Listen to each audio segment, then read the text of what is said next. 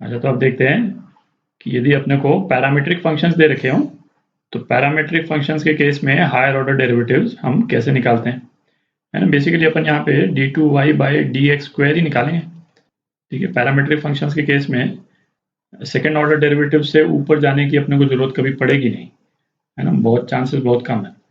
तो अपन नॉर्मली है ना d2y/dx² ही डिस्कस करेंगे पैरामीट्रिक फंक्शंस के कंटेक्स्ट में, ठीक। तो ऐसे करते हैं, एग्जाम्पल के थ्रू ही समझते हैं इसको, है ना, वही बेस्ट है। तो एक सिंपल सा एग्जांपल लेते हैं, है ना। पैरामीट्रिक फंक्शंस दे रखे हैं अपने को, y = t³ and x = t²। एक तीसरे पैरामीटर के टर्म्स में x और y को एक्सप्रेस किया हुआ है। तो पहले dy/dx निकालते हैं। तो dy/dt ये क्या हो जाएगा 3t² और dx/dt ये क्या हो जाएगा 2t हो जाएगा, ठीक। तो dy/dx क्या हो गया, ये क्या हो गया dy/dt अपॉन dx/dt। ये तो अपन डिस्कस कर चुके हैं पैरामीट्रिक इक्वेशंस का, जब अपन ने dy/dx का टर्म निकाला था।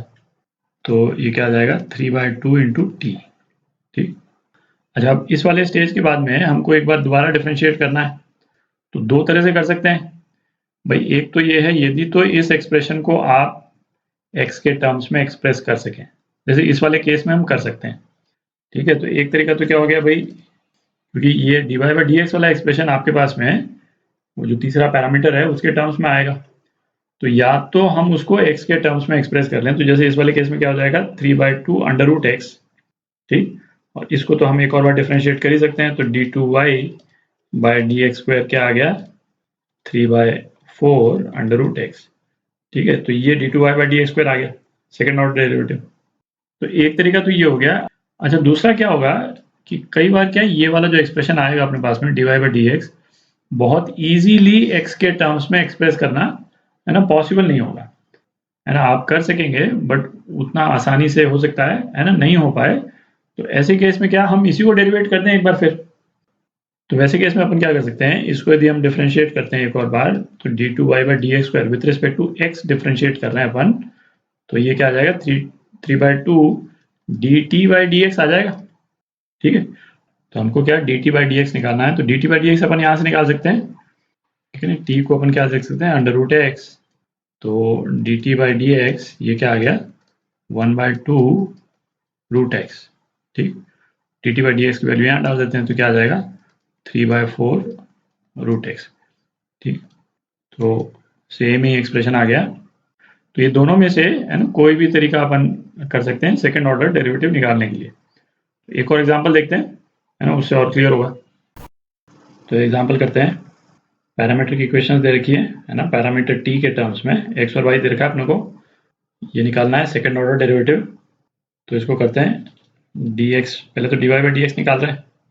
तो dx/dt ये क्या हो जाएगा a cos t और dy/dt ये क्या हो जाएगा a minus sin t plus ln tan t/2। तो 1/tan t/2 और उसके बाद में tan t/2 का डिफरेंशियल sec² t/2 और फिर t/2 का डिफरेंशियल जो कि कितना है 1/2, ये हो गया, ठीक। तो इसको अपन क्या लिख सकते हैं a, है ना, माइनस sin t प्लस 1/2। अच्छा, sec² t/2 को नीचे ले जाते हैं 1/cos² t/2 और tan का जो cos है उसके साथ में एक cos कैंसिल आउट हो जाएगा। तो एक तो tan का sin t/2 ये हो गया और ये sec² t/2 का एक cos t/2 हमको मिल गया, दूसरा वाला tan वाले cos से कैंसिल आउट हो गया। तो ये टर्म आ गई बेसिकली। तो ये टर्म क्या है minus sin t plus 1/sin t, ये हो गया। तो ये क्या हो जाएगा 1 माइनस sin² t मतलब cos² t upon sin t, है ना, ये हो गया। तो अपने को पहले तो क्या निकालना है dy/dx। तो dy/dx ये क्या हो जाएगा dy/dt अपॉन dx/dt, ठीक है। तो ये क्या हो गया cos t/sin t, है ना, या फिर इसको cot t लिख देते हैं, ठीक। तो ये dy/dx हो गया। अब d2y/dx² निकालते हैं, जगह बनाते हैं थोड़ी। अच्छा, अब d2y/dx² निकालते हैं, तो d2y/dx² ये क्या हो जाएगा, minus cos x² into dt/dx। ठीक है, ये हो जाएगा। अच्छा, अब क्या, d2y/dx² या तो अपन t के टर्म्स में निकालें और या फिर अपन x के टर्म्स में भी निकाल सकते हैं, है ना, डिपेंडिंग ऑन कि है ना इसका आंसर के रूप में क्या दे रखा है। तो यदि तो इसको t के फॉर्म में ही हमको रिटेन करना है ना, तब तो थोड़ा सिंपल हो जाता है, इन द सेंस कि अपने को केवल dt/dx निकालना रह गया, ठीक है, या dx/dt निकालना रह गया। तो dx/dt अपन ने यहाँ पे निकाला हुआ ही है, तो ये क्या हो जाएगा, minus cos x² upon dx/dt। ठीक है, तो ये क्या हो गया, minus cos x² upon dx/dt, है ना, a cos t, ये आ गया। अच्छा, ये तो तब आया जब ये एक्सप्रेशन हमको t के टर्म्स में निकालना है। सपोज हमको x के टर्म्स में निकालना है, तो इसी को अपन x के टर्म्स में निकाल लेंगे। ये दोनों जो टर्म्स हैं इनको x के टर्म्स में कर लेते हैं, ठीक। तो इस वाले एक्सप्रेशन से cosec t, है ना, cosec t जो है वो क्या हो जाएगा, a/x हो जाएगा। तो cosec² t ये क्या हो गया, a/x होल स्क्वायर, ठीक।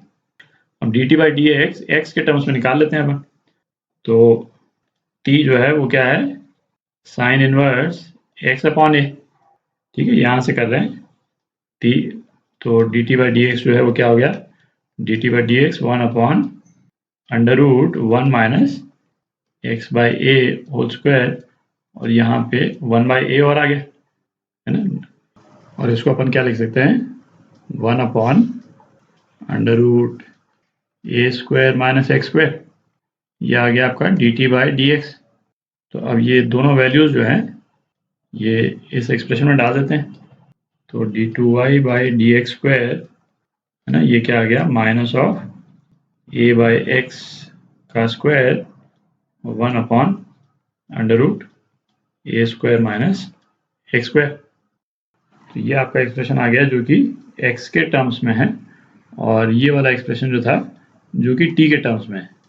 सॉल्यूशन में, है ना, कोई भी फॉर्म हो सकता है दिया हुआ हो, तो किसी भी फॉर्म में अपन निकाल सकते हैं इसको, ठीक।